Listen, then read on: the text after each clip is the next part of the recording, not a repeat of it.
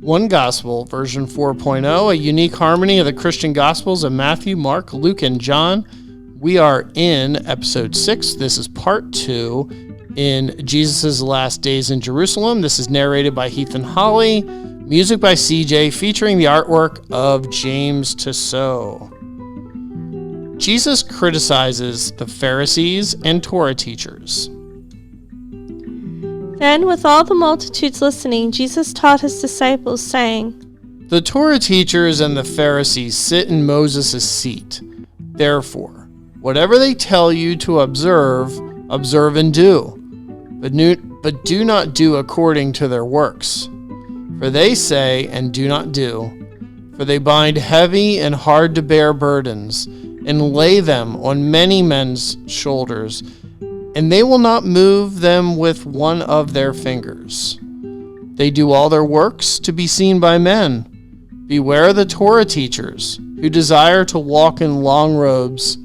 They make their phylacteries broad and enlarge the fringes of their garments. They love the chief seats at evening meals and the chief seats in the synagogues. They love greetings in the marketplaces and to be called Rabbi, Rabbi by men. And you, do not be called Rabbi, for one is your teacher, the Messiah, and all of you are brothers. And do not call anyone upon the earth your father, for one is your Father, who is in the heavens. Neither be called teachers, for one is your teacher, the Messiah. He who is greatest among you will be your servant, and whoever will exalt himself will be humbled, and he who humbles himself will be exalted.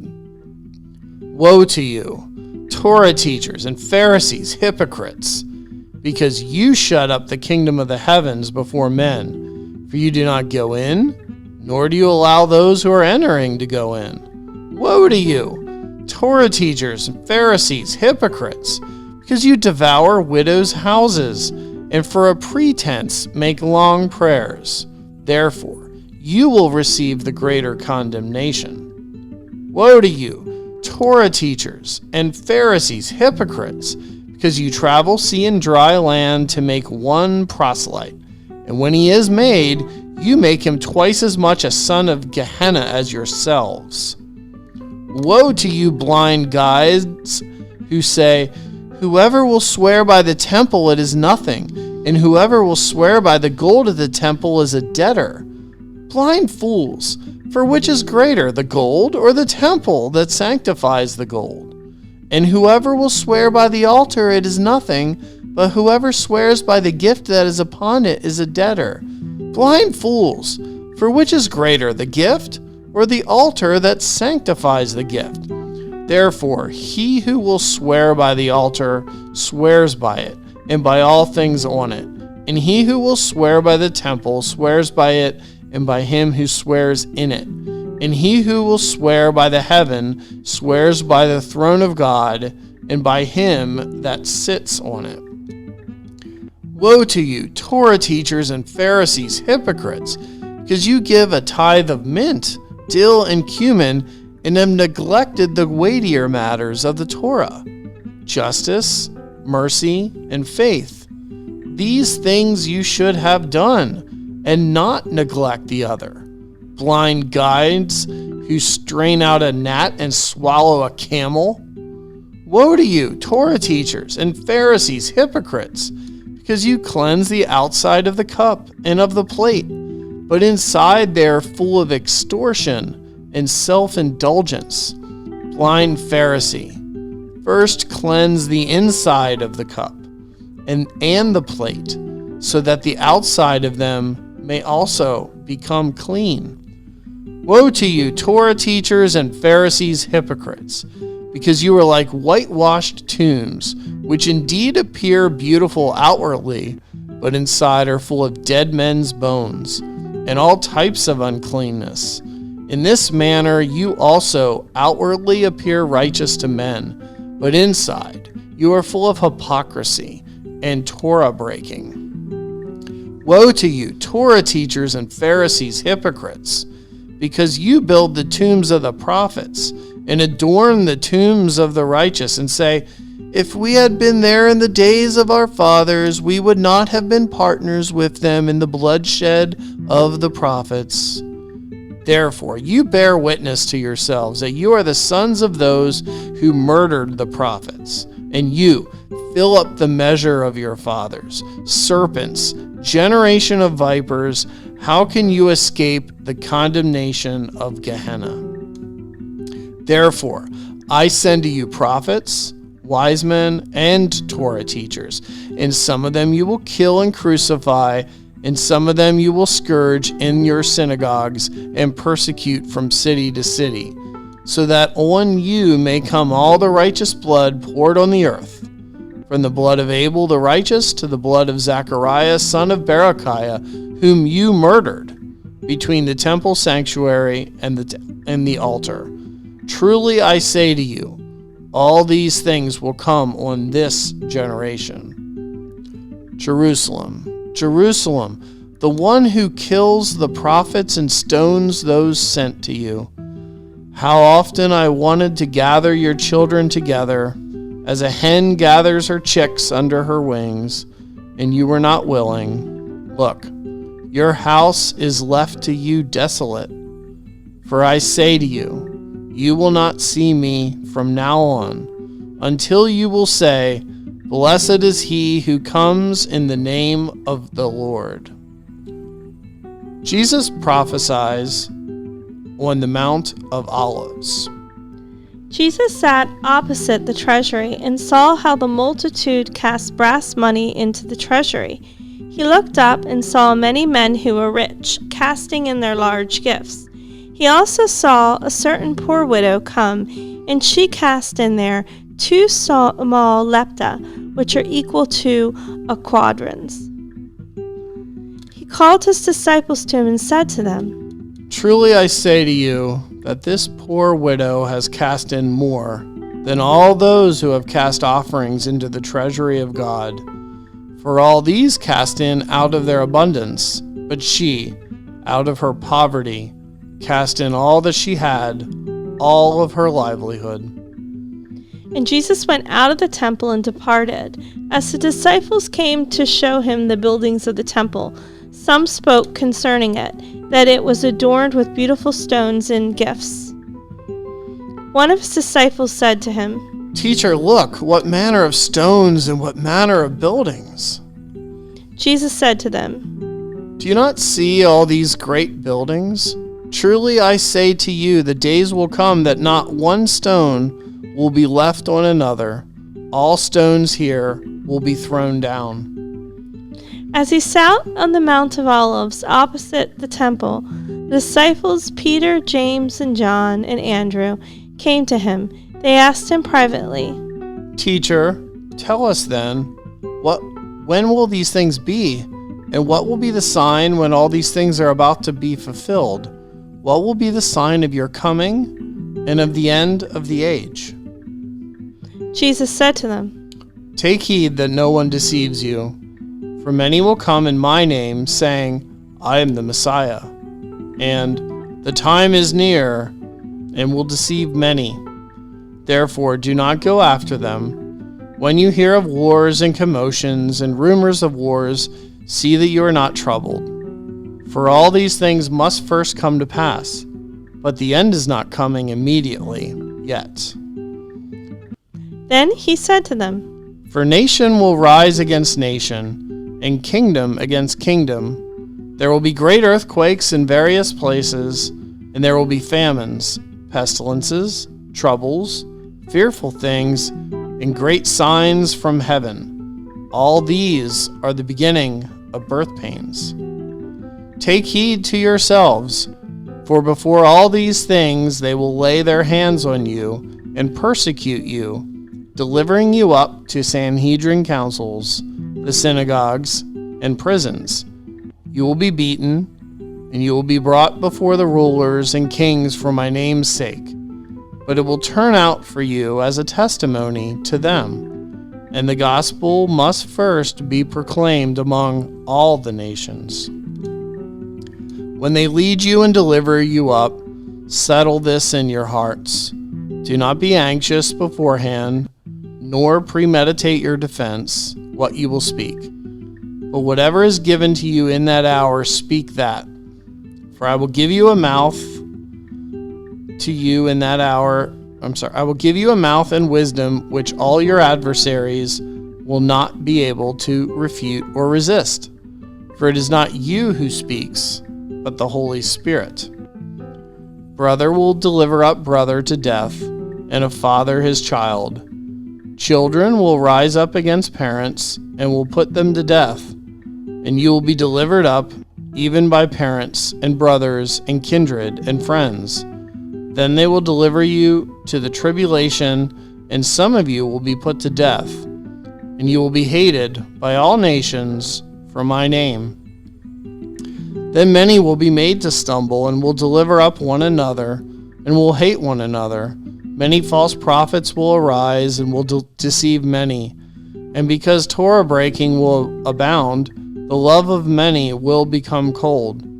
But not a hair on your head will be destroyed. By your endurance possess your souls. He who will endure to the end, he will be saved. And this gospel of the kingdom will be proclaimed in all the world for a testimony to all the nations. Then the end will come. When you see Jerusalem surrounded by a military encampment, then know that her desolation is near. Therefore, when you see the abomination of the desolation spoken by Daniel the prophet standing in the holy place where it should not be, whoever is reading, let him understand. Then let those who are in Judea flee to the mountains, and let those who are in her midst depart out. And do not let those who are in the country enter into her. Let him who is on the housetop not go down into the house, nor go in to take anything out of his house. Let him who is in the field not turn back to take his garments. For these are days of vengeance, to fulfill all things that have been written. Woe to those who are pregnant, and to those who are nursing in those days. Pray that your flight may not be in winter, nor on a Sabbath. For in those days there will be great distress on the land, and wrath on this people. There will be great tribulation, such as has not been from the beginning of the creation of the world, which God created, until this time, no, nor ever will be. They will fall by the edge of the sword, and will be led away captive into all the nations. If the Lord had not shortened those days, no flesh would be saved. But because of the chosen, whom he chose for himself, he has shortened those days. And Jerusalem will be trodden down by nations, until the times of nations are fulfilled. Then if anyone will say to you, look, here is the Messiah, or here, or look, there, do not believe it. For false messiahs and false prophets will arise, and they will give great signs and wonders, so as to deceive, if possible, even the chosen. Take heed. Look, I have foretold you all things. Therefore, if they will say to you, look, he is in the wilderness, do not go forth, or behold, in the inner chambers, do not believe. For as the lightning comes forth from the east and flashes to the west, so also will be the coming of the Son of Man. For wherever the carcass is, there the eagles will be gathered together. But immediately after the tribulation of those days, there will be signs in the sun and the moon and the stars and on the earth. Distress of nations with perplexity, the sea and the waves roaring, men fainting from fear in the expectation of the things coming on the world. The sun will be darkened, and the moon will not give her light, and the stars of the heaven will fall, and the powers that are in the heavens will be shaken. Then the sign of the Son of Man will appear in the heaven, and all the tribes of the earth will beat their chest. They will see the Son of Man coming in the clouds of the heaven with great power and glory. And then he will send his angels with a great sound of a trumpet, and they will gather together his chosen from the four winds, from the ends of the heavens to the ends of the earth. When these things begin to happen, get up and lift up your heads, because your redemption draws near." He spoke to them a parable. "Look, learn the parable from the fig tree and all the trees. When its branch becomes tender and puts forth leaves, you see and know for yourselves that summer is now near. So you also, when you see all these things happening, know that the kingdom of God is near, at the doors. Truly I say to you, that this generation will certainly not pass until all these things happen. The heaven and the earth will pass away, but my words will certainly not pass away. And concerning that day and the hour, no one knows, not even the angels who are in the heavens, not even the Son, but only my Father. But take heed to yourselves so that at any time your hearts are not weighed down with hangovers and intoxication and anxieties of life, and that day comes upon you unexpectedly. For it will come like a snare on all those who dwell on the face of the whole earth. Therefore watch and pray always, that you may be accounted worthy to escape all these things that are about to come to pass, and to stand before the Son of Man. Just as the days of Noah, so also will be the coming of the Son of Man. For just as in the days before the flood, they were eating and drinking, marrying and giving in marriage, until the day that Noah entered into the ark. They did not know until the flood came and took them all away. So also will the coming of the Son of Man be. Then 2 men will be left in the field. The one will be taken and the one left. 2 women will be grinding in the mill. The one will be taken and the one left. Therefore, watch, because you do not know what hour your Lord is coming. And know this, that if the master of the house had known in what hour the thief would come, he would have watched and not allowed the house to be broken into. Therefore, you also become ready, because the Son of Man is coming at an hour you do not suppose. Take heed, watch and pray, for you do not know when the time is, like a man going abroad, who left his house and gave authority to his servants, and to each one his work, and commanded the doorkeeper to watch. Therefore watch, for you do not know when the Lord of the house is coming, in the evening, or at midnight, or at the crowing of the rooster, or in the morning, so that coming suddenly he does not find you sleeping. What I say to you, I say to all, watch. Who then is a faithful and wise servant, whom his Lord has set up over his household, to give them food in due season? Blessed is that servant, whom his Lord, when he comes, will find him doing so. Truly I say to you, that he will set him over all his goods. If that evil servant will say in his heart, my Lord delays his coming, and will begin to beat the fellow servants, and to eat and drink with the drunkards, the Lord of that servant will come in a day when he is not expecting, and in an hour that he does not know. He will cut him in two, and appoint his portion with the hypocrites. There will be weeping and gnashing of teeth. At that time the kingdom of the heavens should be compared to 10 virgins, who took their lamps and went forth to meet the bridegroom. 5 of them were wise and 5 foolish. Those who were foolish took their lamps and took no oil with them. The wise took oil in their vessels with their lamps. When the bridegroom delayed, they all nodded and slept. At midnight, a cry was made, "Look, the bridegroom is coming, go forth to meet him." Then all those virgins arose and trimmed their lamps, and the foolish said to the wise, "Give us from your oil, because our lamps are going out." The wise answered, "So that there is enough for us and you, go rather to those who sell and buy for yourselves." While they went away to buy, the bridegroom came. Those who were ready went in with him to the wedding feast, and the door was shut. Afterward, the remaining virgins came, saying, Lord, Lord, open to us. He answered, Truly I say to you, I do not know you. Therefore, watch, for you know neither the day nor the hour in which the Son of Man is coming. For the kingdom is like a man going abroad, who called his own servants and delivered to them his goods. To one he gave 5 talents, and to another 2, and to another 1, to each according to his own ability, and immediately he went into a far country. He who had received the 5 talents went and traded with them, and made another 5 talents.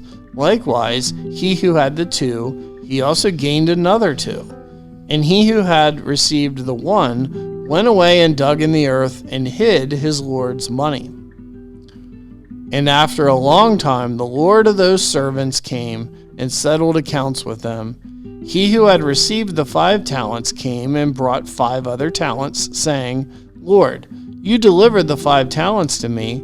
Look, I have gained another 5 talents beside them. His Lord said to him, Well done, good and faithful servant.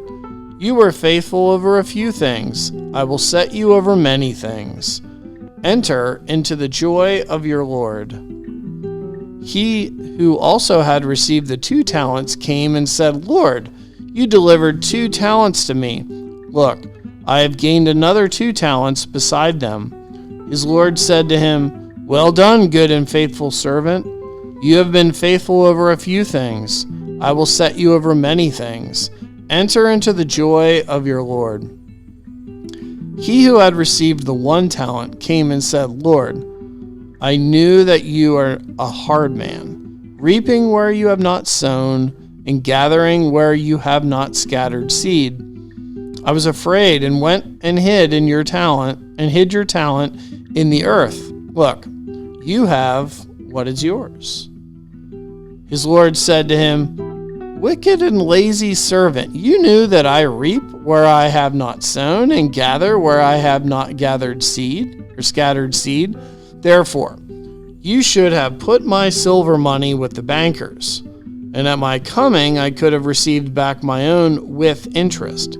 Therefore, take the talent from him and give it to him who has 10 talents. For to everyone who has, more will be given, and he will have an overabundance. From him who does not have, even what he has will be taken away from him. Cast the unprofitable servant into outer darkness. There will be weeping and gnashing of teeth. When the Son of Man will come in his glory, and all the holy angels with him, then he will sit upon the throne of his glory. All the nations will be gathered before him. He will separate them, one from another, as a shepherd separates the sheep from the goats. He will set the sheep on his right hand and the goats on his left. Then the king will say to those on his right hand, Come, you blessed of my Father, inherit the kingdom prepared for you from the foundation of the world. For I was hungry, and you gave me food. I was thirsty, and you gave me drink. I was a stranger, and you took me in, naked, and you clothed me. I was sick, and you looked after me. I was in prison, and you came to me. Then the righteous will answer him, saying, Lord, when did we see you hungry and feed you, or thirsty and gave you drink? When did we see you as a stranger and took you in, or naked and clothed you? Or when did we see you sick or in prison and come to you? The king will say to them, I truly say to you, as much as you have done to one of the least of these, my brothers, you have done it to me. Then he will also say to those on the left hand, Depart from me, you cursed, into the eternal fire, prepared for the devil and his angels. For I was hungry, and you gave me no food. I was thirsty, and you gave me no drink. I was a stranger, and you did not take me in, naked, and you did not clothe me, sick and in prison, and you did not look after me.' Then they will also answer him, 'Lord, when did we see you hungry or thirsty or a stranger or naked or sick or in prison and did not serve you?' Then he will answer them, 'Truly I say to you, inasmuch as you did not do to one of the least of these, you did not do to me.' And these will go away into eternal punishment, and the righteous into eternal life." In the daytime he was teaching in the temple, but at night he went out and lodged at the mount called of Olives. All the people came to him early in the morning in the temple to hear him. Jesus' arrest is planned while Jesus is anointed again 2 days before the Passover meal. It came to pass when Jesus had finished all these words, the Passover and the feast of unleavened bread, which is collectively called Passover, drew near. He said to his disciples, "You know that after 2 days the Passover is coming, and the Son of Man will be delivered to be crucified." Then the chief priests, the Torah teachers, and the elders of the people assembled together in the courtyard of the high priest, who was called Caiaphas, and consulted together, seeking how they might take Jesus by deceit and kill him, for they feared the people. They said, "Not in the feast, so that there won't be an uproar of the people." Jesus was in Bethany, in the house of Simon the leper. As he reclined at the table, a woman came to him, having an alabaster box of very costly spikenard fragrant oil, and she broke the alabaster box and poured it on his head. When his disciples saw it, there were some that were greatly displeased among themselves, and said, "Why has this waste of fragrant oil happened? For it might have been sold for more than 300 denarii and given to the poor." And they murmured against her. When Jesus was aware of it, he said to them, "Leave her alone. Why do you trouble the woman? For she has done a good work for me. For you always have the poor with you, and whenever you wish, you may do them good. But you do not always have me. She has done what she could. For in pouring this fragrant oil on my body, she has come beforehand to anoint my body for the preparation of my burial. Truly I say to you, wherever this gospel will be proclaimed in the whole world, what this one has done will also be told as a memorial to her." And then Satan entered into Judas, surnamed Iscariot, one of the number of the 12. He went away to speak with the chief priests and captains of the temple guard, how he might deliver him to them. When they heard it, they rejoiced and promised to give him silver. He said, "What are you willing to give me if I deliver him to you?" They weighed out 30 pieces of silver for him, and he agreed. From that time on, he sought an opportunity how he might conveniently deliver him up to them apart from the multitude. Coming up next, we will continue in Jesus' last days in Jerusalem when he celebrates the Passover meal with his disciples.